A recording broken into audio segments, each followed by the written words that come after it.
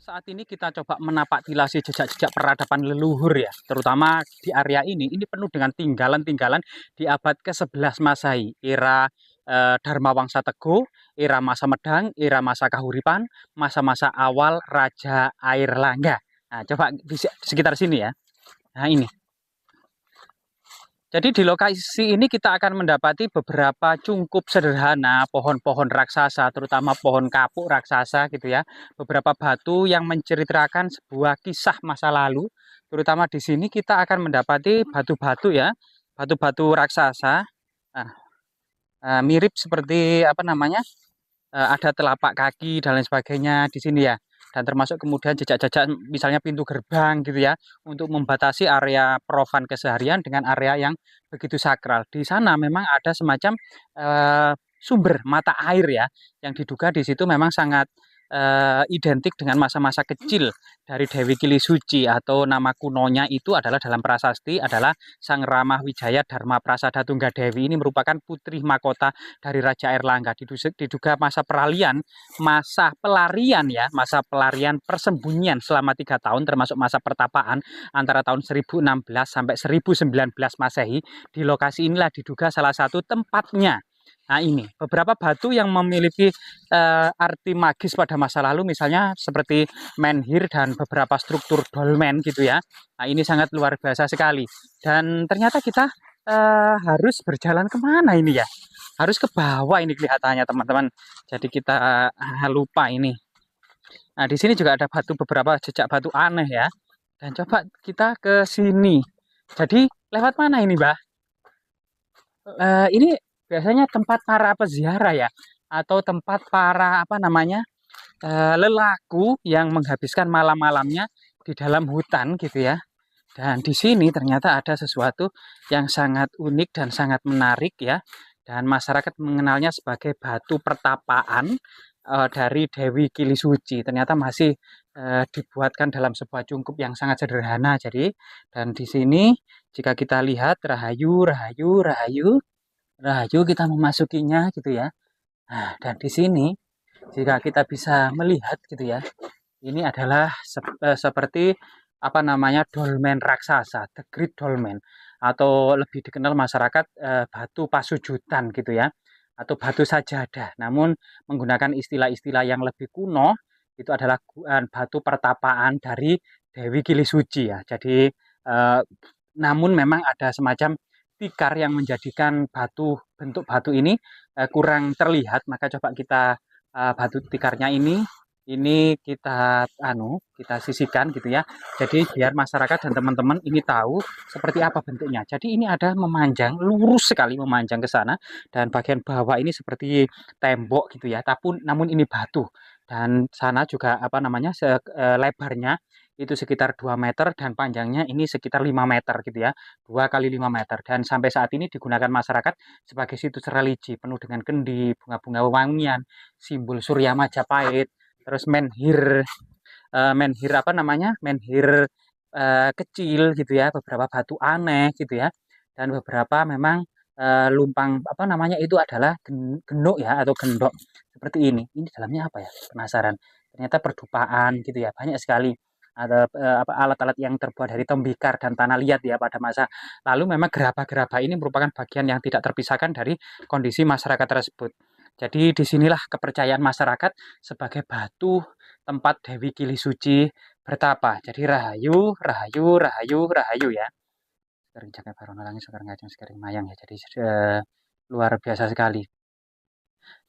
Memang kenapa sih kemudian Gunung Penanggungan atau Gunung Pawitra yang dipilih gitu ya? Yang pertama mungkin dari segi keamanan yang dikelilingi oleh bukit-bukit, jurang-jurang yang sangat dalam gitu ya. Serta dalam kondisinya Gunung Penanggungan ini tidak terlalu tinggi sebagaimana Gunung Welirang yang di atas 3000 mdpl, Gunung Arjuna juga di atas 3000 mdpl. Namun Gunung Penanggungan ini cuma 1600 sekian mdpl. Jadi relatif kemudian terjangkau puncak dari Gunung Penanggungan ini. Setelah itu juga Gunung Penanggungan ini memiliki makna yang magis karena satu puncak di tengah dikelilingi oleh 4 puncak di keempat penjuru arah mata angin termasuk puncak-puncak kecil lainnya, sehingga bentuknya ini secara alami dalam istilah kuno disebut dengan Pancah Walikrama. Nah, disitulah kemudian diduga memang gunung ini memang memiliki landasan kosmologi kuno ya. Misalnya dalam kitab Tantu Pagelaran itu dianggap Gunung Penanggungan atau Gunung Pawitra ini merupakan puncak dari Gunung Himalaya yang ada di India yang dipangkas oleh para dewa yang kemudian dipindahkan ke Pulau Jawa. Sedangkan kemudian dalam kitab Negara Kertagama, Pawitra ini merupakan pusat dari Karsian. Ada 7 buah Karsian yang ada di dalam kitab Negara Kertagama. Yang pertama adalah Sumput, Pilan, Butun, Jagadita, Pawitra, Pucangan, dan apa namanya? Satunya adalah coba kita ulangi lagi ya, dari dalam kitab Negara Kertagama itu ada 7 buah pusat karesian yang terbesar. Yang pertama adalah Sumput, Butun, Pilan, gitu ya. Kemudian Jagadita, Pucangan, Pawitra. Lah, tinggal satu lagi teman-teman. Jadi ada 7 ya, yaitu Sumput, Butun, Rumpit, Pilan, Jagadita, Pawitra, dan Pucangan. Nah, ini adalah merupakan 7 buah karesian, termasuk Pawitra diantaranya dalam kitab Negara Kertagama tersebut ya. Coba kemudian dari sini ke arah sana gitu ya. Memang ternyata ini posisinya adalah menghadap ke barat sebagaimana kosmologi bangunan-bangunan istana juga menghadap ke barat pada masa kuno. Dan jika kita lihat ke arah sini gitu ya. Nah, ini bisa kita lanjutkan lewat mana ya ini ya? Lewat sini ya.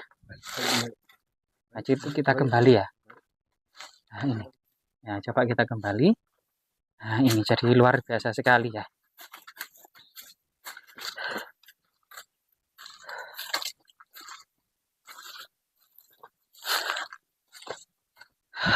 Sumber mata air, Mas.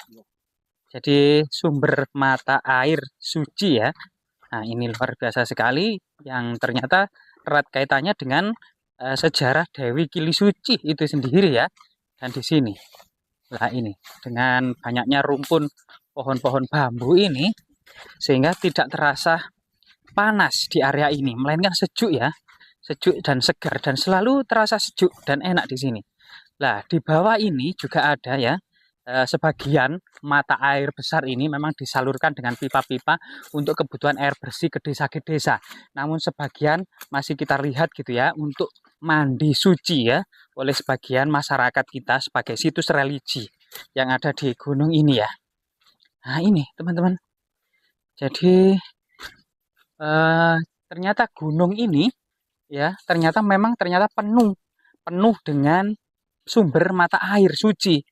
Jadi diceritakan memang bahwasanya Gunung Penanggungan itu tak ubahnya adalah sebuah gunung Mandara yang diangkat kura-kura raksasa di atas punggungnya, yang di bawahnya merupakan samudra susu penuh dengan air amerta gitu ya yang di bawahnya.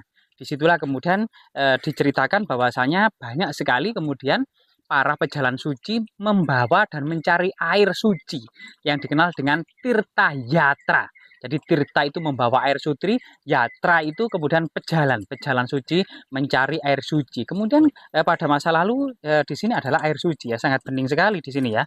Dan di sini ada difasilitasi beberapa gayung gitu ya untuk mandi suci gitu ya. Nah, ini saat ini memang tidak banyak sekali orang-orang yang mandi suci gitu ya. Mungkin pada malam-malam tertentu bulan purnama atau malam Jumat Legi gitu ya atau Jumat Kliwon atau hari-hari yang dianggap baik dan memiliki nilai magis tertentu gitu ya.